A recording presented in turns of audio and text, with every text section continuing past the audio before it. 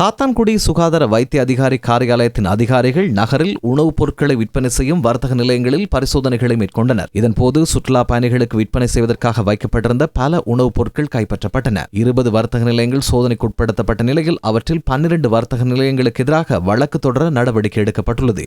ஹபரண ஹூருலு சுற்றுச்சூழல் வனப்பூங்காவின் ஊடாக பயணிக்கும் ஹபரண திருகோணமலை பிரதான வீதியின் 121 மற்றும் 123 இலக்க மைட்கல்களுக்கு இடைப்பட்ட வலயத்தில் இன்று காலை முதல் தீ பரவி வருகிறது.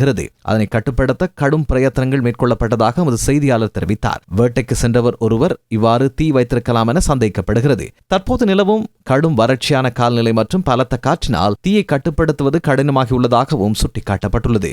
மிகிந்தலை விவசாய நிலையத்தில் இருந்த குளத்தில் விழுந்த யானை ஒன்று மீட்கப்பட்டுள்ளது. மிகிந்தலை பொத்தான பகுதியில் குளத்தில் யானை ஒன்று விழுந்திருப்பதாக பிரதேசவாசிகள் வன ஜீவராசிகள் அதிகாரிகளுக்கு அறிவித்துள்ளனர். உடனடியாக செயற்பட்ட அதிகாரிகள் யானையை மீட்டுள்ளனர்.